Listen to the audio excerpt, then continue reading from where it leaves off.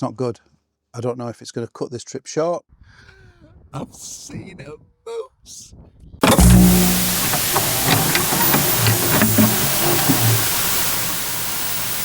Well, it had to happen, didn't it? I've just turned up at this first ferry for the day and the boarding just as I get here. It'll probably sink.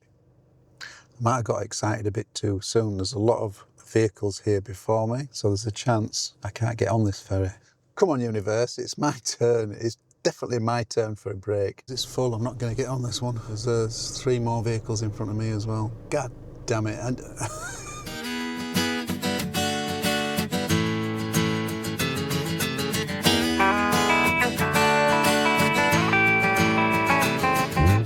so we've got a couple of ferries today, but this one is different. And the reason why it's different is because whilst we're at sea, we're going to cross the Arctic Circle back into the non-Arctic side. I promise you, I won't be, well, I won't be doubling back this time.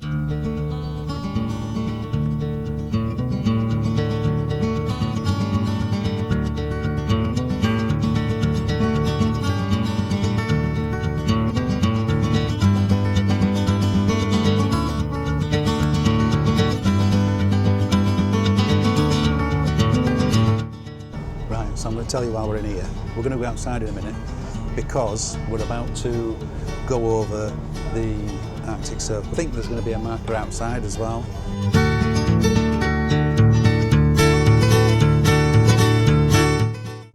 And we're off. Where are we off? Don't know if I told you. So these ferries today, and quite possibly all the way along this scenic route, free of charge. That's cheap, isn't it?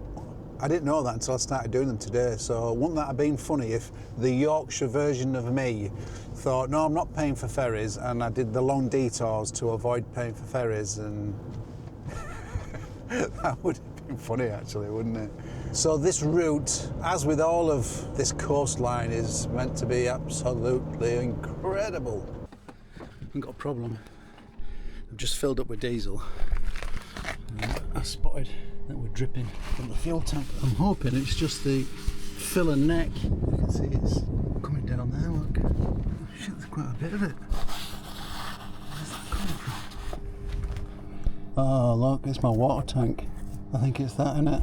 Is it coming from there? Not an easy fix.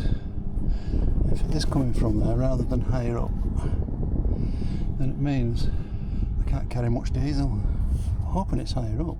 Right, this is a big problem. So basically my fuel tank is leaking. It's leaking from quite low down on the side where the grey water tank piece that's holding it up, it's touching against the fuel tank, and over the last year or two it's rubbed and rubbed and rubbed and rubbed through it. It's not good.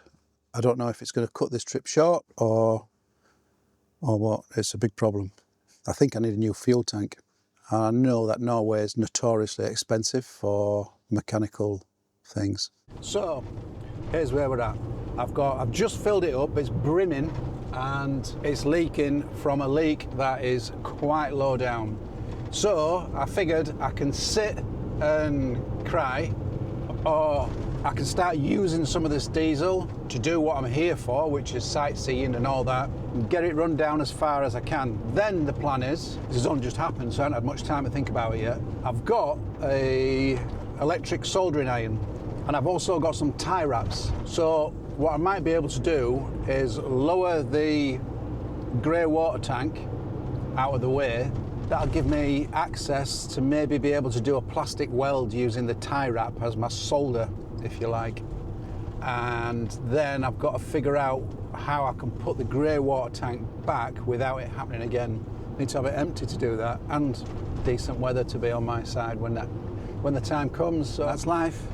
Send you little curveballs, little swerve balls, little challenges for you to get over. And that's what it's all about, getting over them. And it's all about getting over them. So for now, I'm just gonna sit back and enjoy the ride. It's all I can do. It's Sunday. I'm in the middle of nowhere. There's no garages. There's nothing open. There's nothing I can do. So I might as well be driving and using this diesel rather than just letting it all pour out.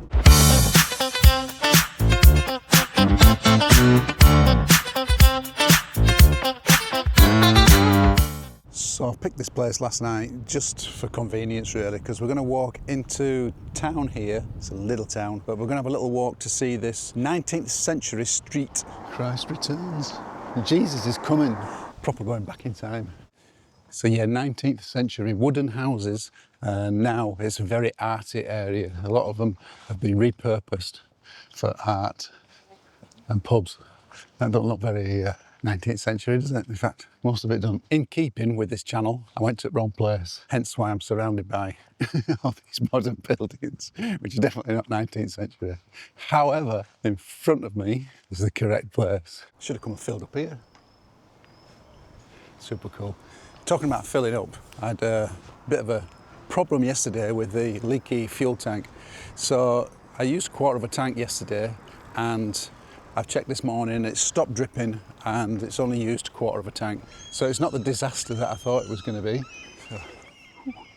So Sjøgata Street, might have said that wrong. It literally means Street of the Sea in Norwegian. It's the oldest street in Mosjøen, and it's famous for its collection of over 100 well-preserved wooden houses, many of which date back to the 19th century, so not all of them. I actually really like this vibe here. It's really retro cool.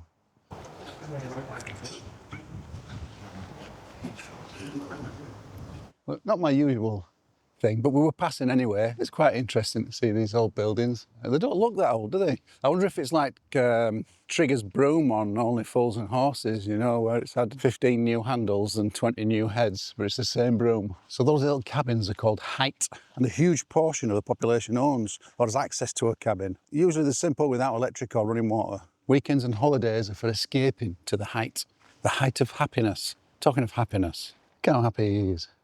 Norway consistently ranks in the top 10 countries in the world for happiness. So I'm probably saying this wrong, but part of that is the systems that they have in place, the social system, a deep trust in the government and in each other, and they have things to get through the winter like koselig. Probably saying that wrong. Koselig literally means coziness, similar to the Danish hage. Definitely saying that wrong.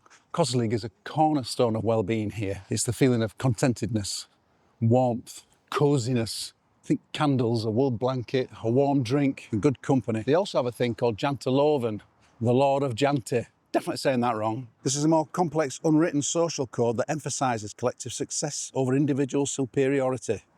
It's summarised as, you are not to think you are anyone special. It fosters humility and discourages flashy displays of wealth. Hang on. It looks really busy, otherwise I'd do it. I'd probably do it twice actually if it weren't so busy, but yeah, it looks like it's, yeah, I don't think there's any bookings left today, I'm pretty sure.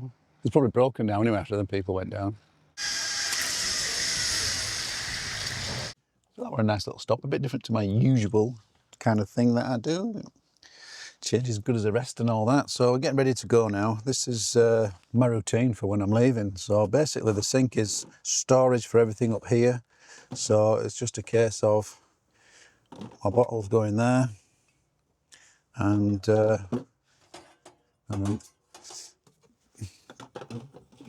then my hand soaps, kettle, and whatever else bits. So that's that. And my induction hob just lives on top shelf oven, and that's it. Right, let's go see something awesome. Just seen a moose. I can't believe it. I feel like I should take my trainers off and walk barefooted so we don't scare it away. It looked like a statue, but then I saw it chewing. It's massive.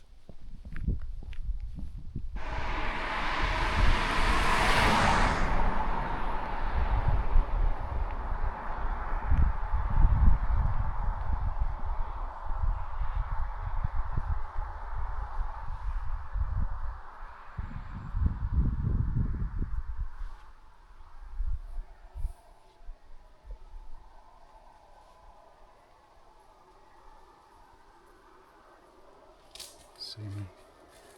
He's off. It was short, but it was sweet. Got goosebumps. I've seen a moose. Well, we can go home now, that's it. Well, I am alright. So I think I got double lucky there, because as I was walking up there, I was trying to be quiet, but you could still hear my footsteps. But the car came, didn't it? So it drowned out the sound. So it helped me to get a little bit closer. Could hear my heart beating. It's all kicking off in nature today. Where are you going, buddy? I'm at it again, going off piste. I hope there's somewhere to turn around. Oh shit. We're not going to fit under there, are we? I'm pretty sure. No, not a chance. I've got a long way to go. Honestly, Norway is just right up there now for me. It's so in line with my values and everything that I'd look for in a country. I would love to be able to live here. I would love to. It's just... Your destination is on the left. Good morning from the woods. It's not morning actually, it's afternoon. I've been faffing. I'm probably going to just rag off today's plan. But before I make any decisions, I'm just going to go and stretch my legs. I have been really good for some time of getting up in the morning and going for a little run or even just a walk. Ooh. But on this trip, for some reason, that's kind of gone out the window a little bit. So I need to get back in that habit. Habit's always best, isn't it? Because then you just don't have to think about it. It's just your normal day, like brushing your teeth. I wonder if we'll see a moose today. So used to seeing mooses now, it's run of the mill.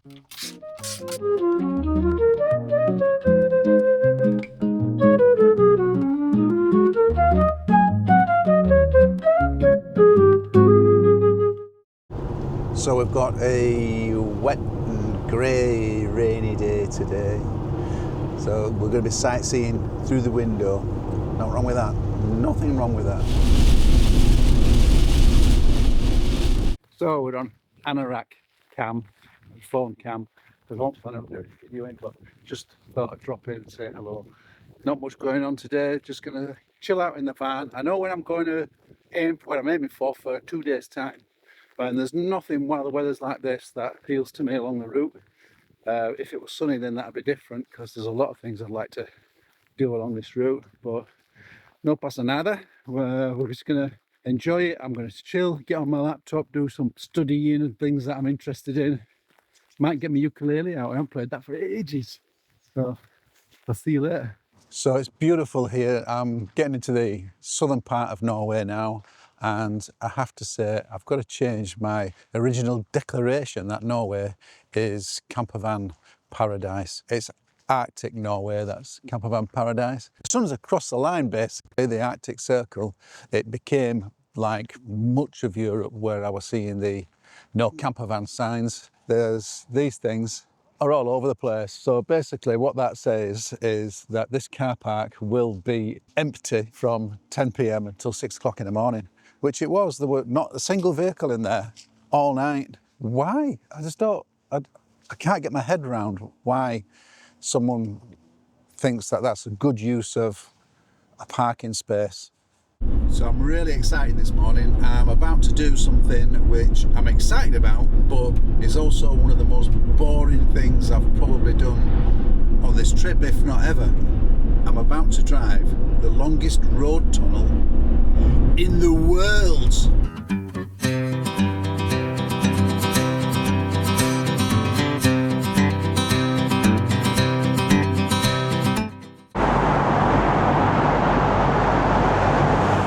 It's very noisy. You probably can't hear me. If you can hear me, I'll tell you, it's 25 kilometres long. So in rail money, that's about 15 miles, more or less, and it's the longest road tunnel in the world. There are longer tunnels, but not ones that you can drive through. Wow, that's unbelievably noisy out there. I have noticed there is a path all the way through it. So does that mean you could walk through it? Take you a while, wouldn't it? You'd have to pitch your tent halfway through. So they have these special lit up areas frequently. They seem to be about every 5 kilometres. And the reason why they have them is for driver fatigue, basically. It's the difference in light and what have you is supposed to help. Don't know, I could do with a kip.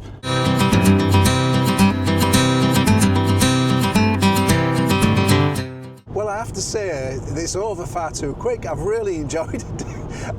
My low expectations thinking it were going to be like super boring. It just seems to have gone like that. I don't know if it's because of those special light areas that you drive through, but yeah, it's just happened too quickly.